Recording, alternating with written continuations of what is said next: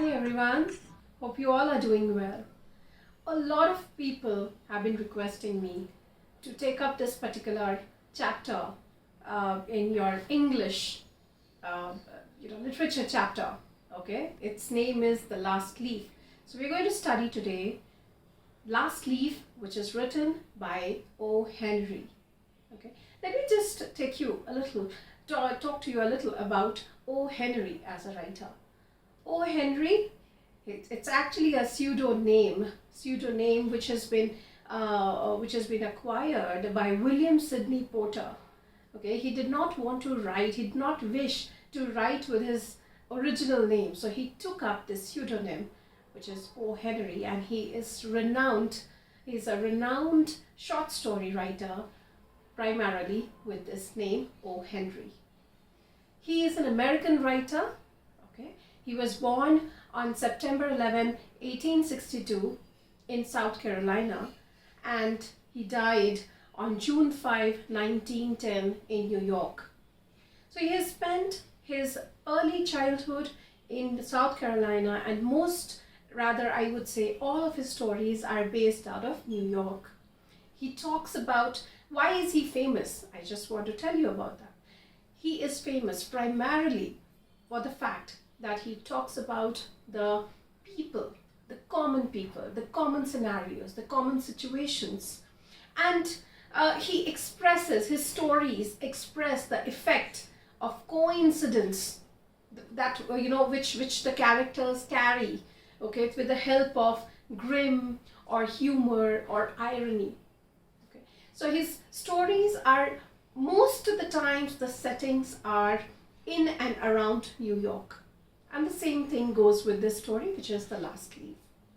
Now, this Last Leaf, it is one of the most famous stories that he has written.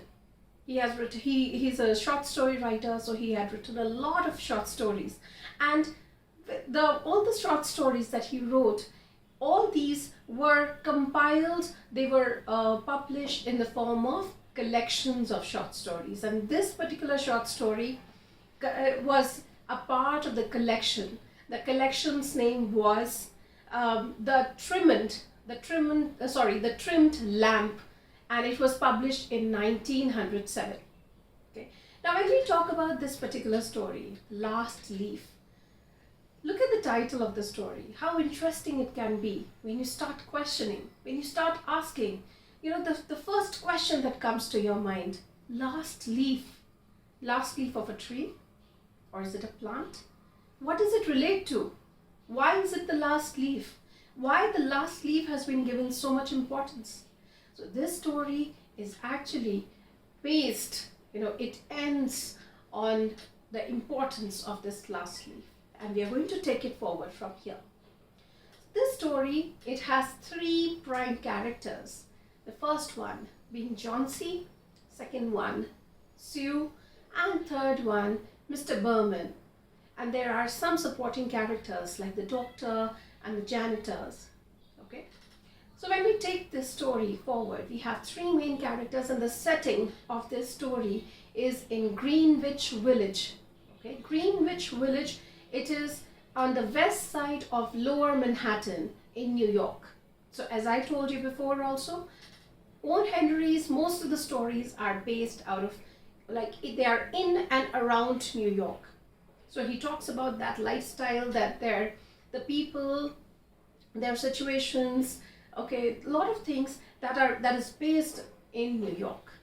So this story takes up from Greenwich Village, which is a small village, okay, and most of the painters, okay, who do not have much money, but they still want to exhibit their talent in New York, they come and stay in Greenwich Village. Okay, so Johnsy, Sue both are painters. Mr. Berman, he also was a painter, but he could not accomplish anything in his life. He was not a good painter, and that is what was the rumor which was prevailing in that village, that he is not a good painter. But though he was a 60-year-old man, he would pose as a model for other painters, for the budding painters. and John C. and Sue were the budding painters. Okay, definitely there were many more painters around in that village. And we're talking about the time 1907. 1907 was the time when pneumonia was a new epidemic. Nobody knew what pneumonia is, just like how we did not know what COVID-19 was. We did not know how to fight it, how to prevent ourselves from it, how to take care of it. If we get it, what do we have to eat? What do we have to do? What medicines do we need? Nobody knew anything about COVID-19, and the same scenario goes for pneumonia. When pneumonia became an epidemic, nobody knew what to do.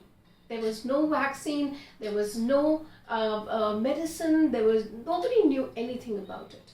But it was gradually grasping its holds onto the people. So the people in Greenwich Village, they were getting affected by this particular disease, which was pneumonia.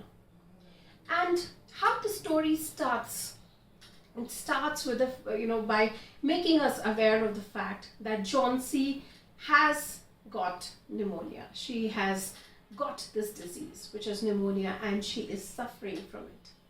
So the scene starts when she is lying on the cot on the cot, and her cot is just next to a window.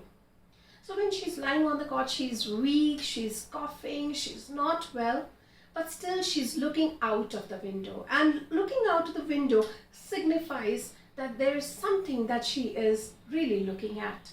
And what she was looking at? She was looking at an ivy vine, a creeper.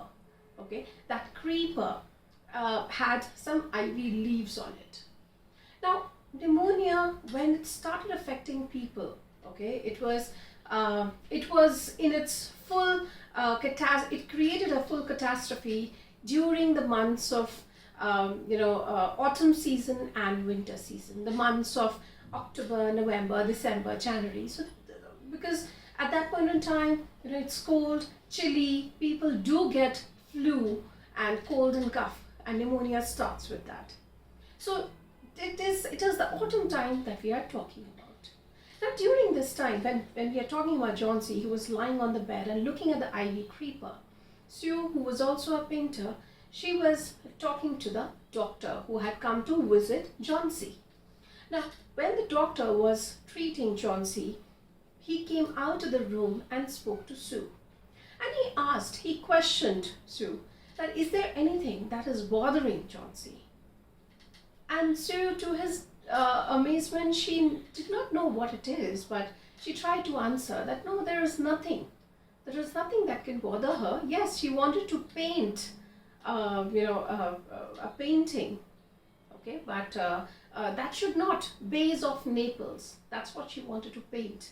Every painter, they give a name to their painting, and so did John C. So she always wanted to paint it, but doctor said no, it's not the painting. Is there anything else? Maybe a person whom she is missing. So Sue completely rejected that idea.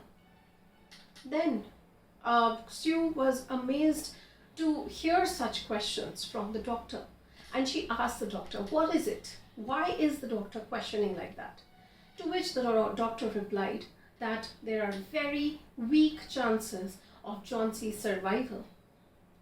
And all this is because of her, her unwillingness to live. She did not want to live, and which is why the medicines were also not responding to the body was not responding to the medicines or the treatment that she was getting from the doctor. Sue got disturbed. She was concerned. What is it? And doctor just left on saying that she has to take care of herself. She has to eat properly. She has to take the medicines, and she should have that willingness to live. That's the cure to her disease. And after this, when the doctor left, Sue came back to John C. and asked her, what is it? John C. did not reply anything. After some time, Sue started painting, because they were painters. So Sue started painting, and she was painting her canvas on her canvas, and the painting's name that she gave was Asia Minor. Okay, Asia Minor. And suddenly she saw again that Johnsy was looking out of the window, and out of her curiosity, she inquired, "What is it? What is it that she's watching or looking at?" To which Johnsy replied that she is looking at the creeper, at the leaves of the creeper on the ivy branch. And she started counting back. 20, 19, oh, 2 more flew away. It is 17. And Sue was amazed that why are you looking at the leaves? So Johnsy replied to it that now I relate to the creeper. It is as if it is me. And the more the leaves fall off, it is like a clock for me, wherein I am getting closer to death. And the moment the last leaf of the creeper would fall, I will die. Sue was disheartened to hear this. She did not want Johnsy to die. She was so close to Johnsy. They both shared an apartment, but yet they were close at heart. They knew each other. They were best of friends. And on looking at this and on hearing this kind of reply from Johnsy, Sue simply went ahead and in rage, she shut the curtains. She drew the curtains of the window. She did not want Johnsy to look at it. Johnsy insisted Sue to just open the curtain, but Sue refused. And then she went away. And with the Johnsy's deteriorating conditions, Sue had to work hard. She had to make a lot of illustrations for the magazines, for the newspapers, because she was a painter. She was doing that so that she can earn more money in order to help Johnsy get better. So as she started to paint her Asia Minor, the model or the subject of her painting was Mr. Berman. Mr. Berman, who was a 60-year-old man, he posed for different painters, but yet he carried a desire in his hand, in his heart, to create a masterpiece someday. And for that masterpiece, he was unrelenting. He always wanted to create that. Though people in the community, in the village, knew that he is not a good painter, but yet he carried that dream in him. So he was a model for Sue's painting, Asia Minor. He came and he was sitting, and simply he asked, "How is Johnsy?"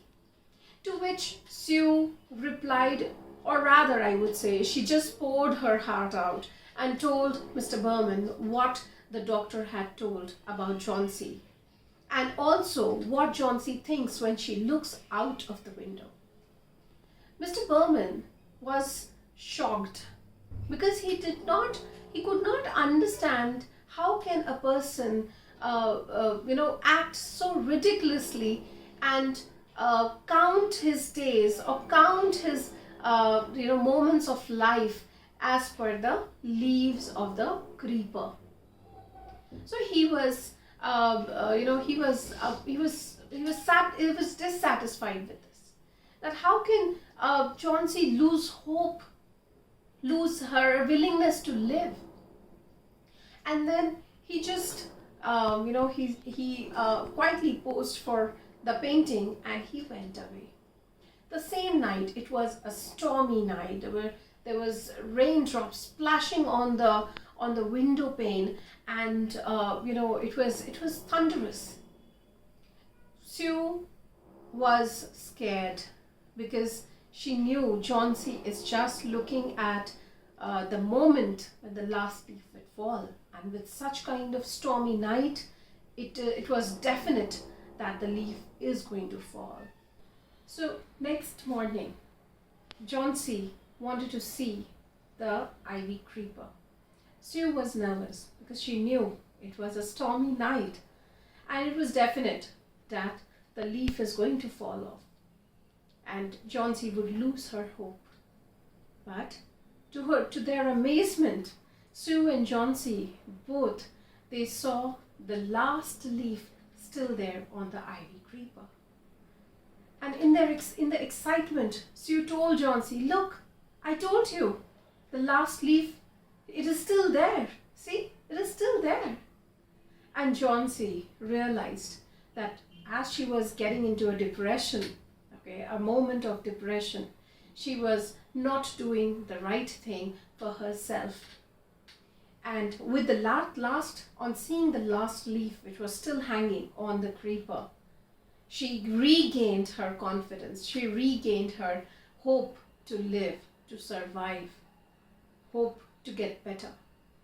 And she told Sue that, "See, I have been a bad girl. I have been wicked. I've been evil. I should be a good girl. And this leaf is giving me a chance to do so. I am going to be just like leaf, with whatever storm, with whatever difficulties and obstacles I face in life, I will never give up."